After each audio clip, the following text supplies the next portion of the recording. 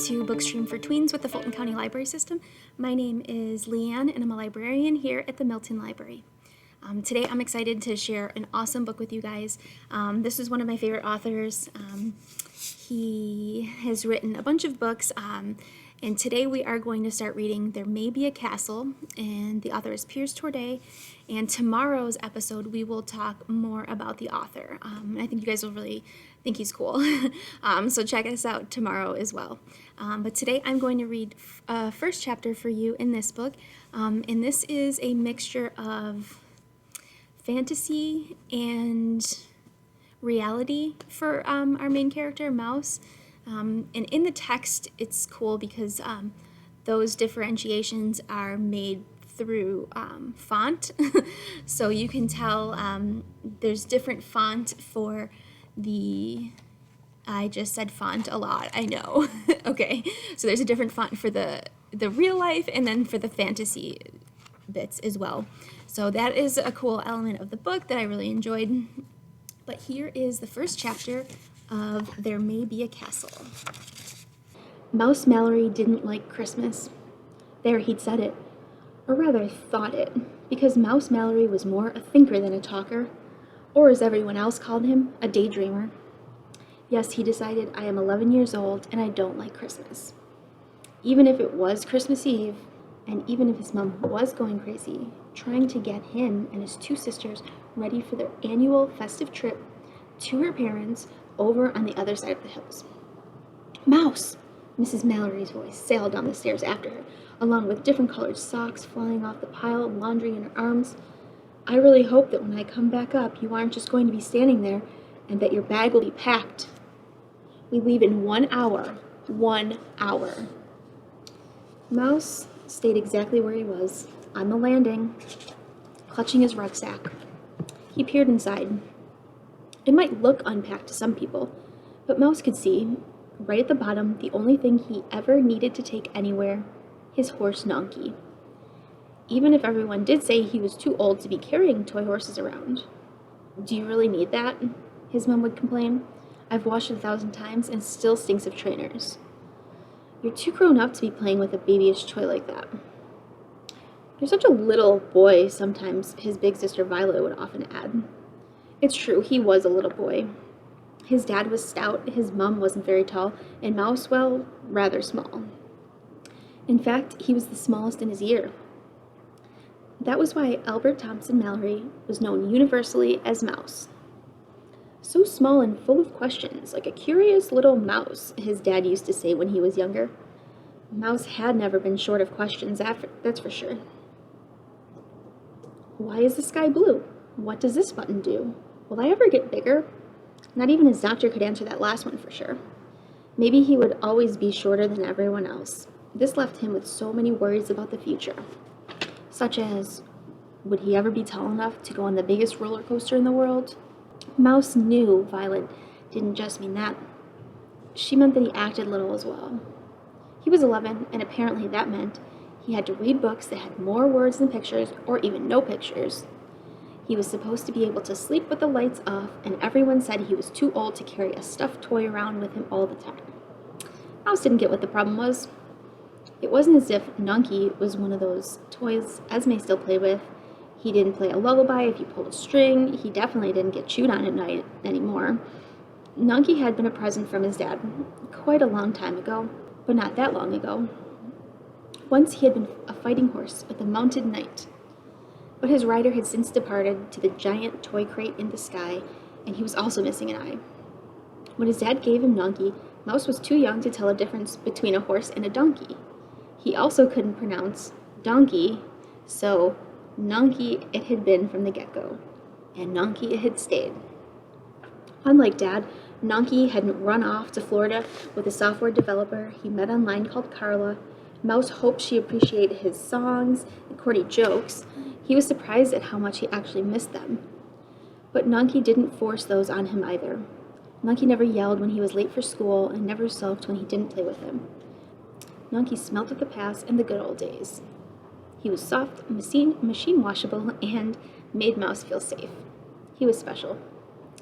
And what else really did Mouse need to apart from clean pants, and his mom was bound to pack those anyway. "Mom's going to kill you," said Violet, who was much taller than him, even though she was only a year and a half older, leaning against the doorway opposite. "Why?" "Because you're always daydreaming and never ready on time," said Violet. "She's going to skin you alive and then boil you." She swerved out of the way just in time to avoid the rucksack being swung in her direction. "Didn't you check the weather on your phone? There's more snow coming in, and ice too. So she wants to make it across the hills before it gets dark." She clapped her hands. "It's Christmas, Mouse." Mouse muttered into his jumper, not looking at him. Not looking at her. "I hate Christmas." "What? This is new. Give me one good reason to hate Christmas." Mouse kept his voice and words fixed on the floor. "Presents," he said. Violet stared at him in disbelief. "Don't talk rubbish. Everyone likes presents." He shrugged. "Not if they're all stupid books." Last Christmas, his grandfather had given him a copy of Alice in Wonderland and The Tales of King Arthur, boring, bounded leather with no pictures on the cover. "To help start a library," he had said hopefully, peering over his glasses. But Mouse thought starting a library sounded too much like hard work. There was clearing a site and laying concrete foundations for starters, not to mention lugging heavy boxes of books about, and having to be quiet all the time. He slogged through the books from Gramps anyhow, which smelt of old furniture drawers and glue. At least the pictures inside were good, especially the ones of the strange creatures Alice met down the rabbit hole, or the knights in armor-fighting battles. Still, there weren't enough of them, or any animations, like in an app or a game. And what was the point of a book with no pictures or animations? "You don't like books because you're a boy," said Violet. "It's not your fault nature designed you without a reading brain, unlike girls.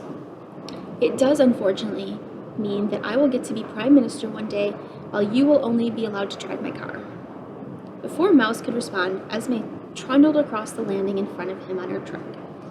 Clasped between her knees was the shredded remains of a stale chocolate egg, the rest of which was smeared over her face and hands. "Chocolate," said Esme.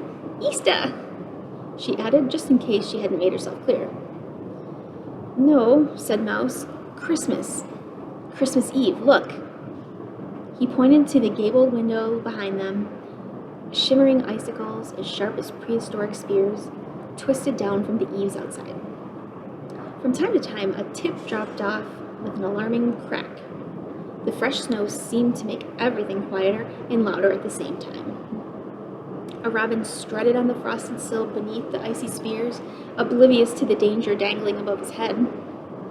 The snow carpeted the flat roof of the kitchen below, dotted the rails of the climbing frame in the garden, and caked so much of the shed that it almost disappeared from view. For the rest of the year, East Burn didn't look like much. An old farmhouse on the edge of the moors. Today, it looked like even less. Just another block of white in a land of white. In fact, if you had been flying overhead, you might have missed it completely. As if it wasn't even there at all. Mouse watched Esme look at the icicles. She looked at the snow, she looked at the robin, which made her smile, and she finally turned back to Mouse. "Easter," she declared, and cycled off into the next room, leaving a trail of chocolate behind her. The robin stared at the crumbs through the window and tapped his beak against the glass greedily. Mouse shook his head at the world outside. "Snow," he said. "That's another reason to hate Christmas." "But this is the first white Christmas in 5 years," exploded Violet. "So, it doesn't make sense. When there's no snow, everyone says it's climate change.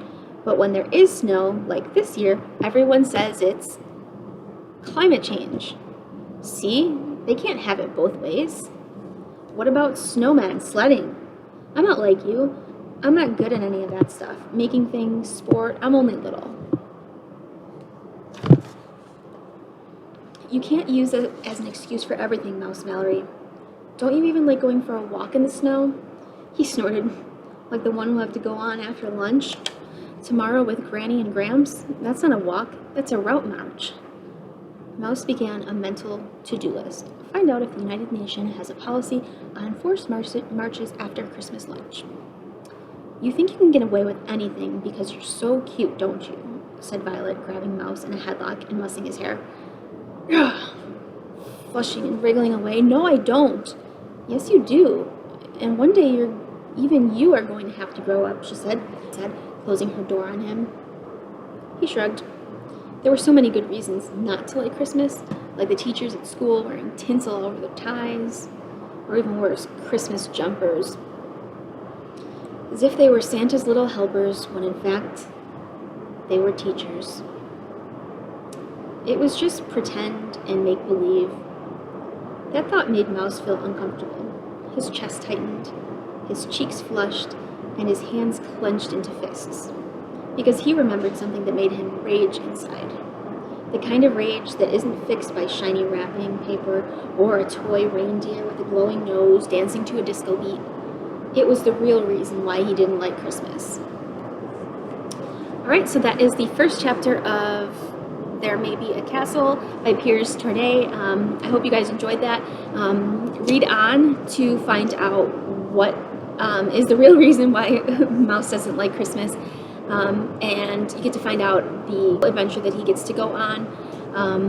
So we will see you in tomorrow's video. Don't forget, if you're working on any fan art, you can send it to the email address down below, and we will share it here with you guys. But otherwise, we will see you in tomorrow's video where we talk about the author.